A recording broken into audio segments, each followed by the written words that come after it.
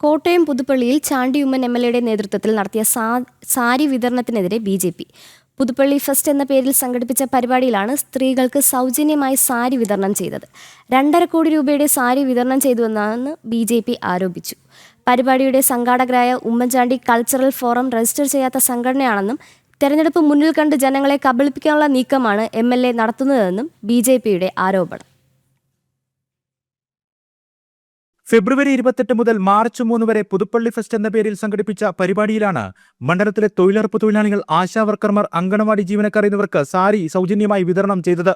തെരഞ്ഞെടുപ്പ് പെരുമാറ്റച്ചട്ടം നിലവിൽ വരും മുൻപ് ജനങ്ങളെ സ്വാധീനിക്കാനാണ് എംഎൽഎ ശ്രമിച്ചതെന്ന് സാരി വിതരണത്തിനെതിരെ ബി.ജെ.പി. ആരോപിച്ചു.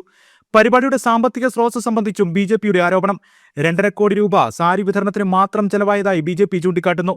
രജിസ്റ്റർ ചെയ്യാത്ത സംഘടനയായ ഉമ്മൻചാണ്ടി കൾച്ചറൽ ഫോറത്തിന്റെ പേരിൽ സംഘടിപ്പിച്ച പരിപാടിയുടെ ഫണ്ട് സമാഹരണം സംബന്ധിച്ച് അവ്യക്തതകളുണ്ടെന്നും ബി.ജെ.പി. അയർക്കുന്നം മണ്ഡലം പ്രസിഡന്റ് ഗോപൻ ആരോപിച്ചു. ഒരു സംഘടന, ആ സംഘടന എന്തിന്റെ പേരിലാണ് ഇത്രയേറെ വ്യാപകമായ പണപ്പിരിവ് നടത്തിയത്? ആ അഴിമതിയുടെ നിഴലുള്ള ആ സംഘടനയുടെ പേരിൽ തന്നെയാണ് ഈ 2 കോടി രൂപയ്ക്ക് മേളിലുള്ള സാരി വിതരണം എന്ന പദ്ധതി നടത്തിയിരിക്കുന്നത്. അപ്പോൾ അത് തികച്ചും സംശയാസ്പദമാണ്. ഒരു തിരഞ്ഞെടുപ്പ് പെരുമാറ്റച്ചട്ടം നിലവിൽ വന്നിരുന്ന സാഹചര്യമാണെങ്കിൽ ആ എംഎൽഎ അയോഗ്യനാക്കപ്പെടാൻ സാധ്യതയുള്ള സാഹചര്യമാണ് പുതുപ്പള്ളിയിൽ നിന്നുള്ളത്. സിനിമാ താരങ്ങൾ ഉൾപ്പെടെ പങ്കെടുത്ത കോടികൾ ചെലവഴിച്ച പരിപാടിയുടെ കൃത്യമായ ഓഡിറ്റിംഗ് പുറത്തുവിടണമെന്നും ബി.ജെ.പി. ആവശ്യപ്പെട്ടു. ഭരണനേട്ടങ്ങളൊന്നും ചൂണ്ടിക്കാട്ടാനില്ലാത്തതിനാൽ ജനങ്ങളെ സമ്മാനങ്ങൾ നൽകി സ്വാധീനിക്കാനാണ് എംഎൽഎ ശ്രമിക്കുന്നതെന്നാണ് വിമർശനം.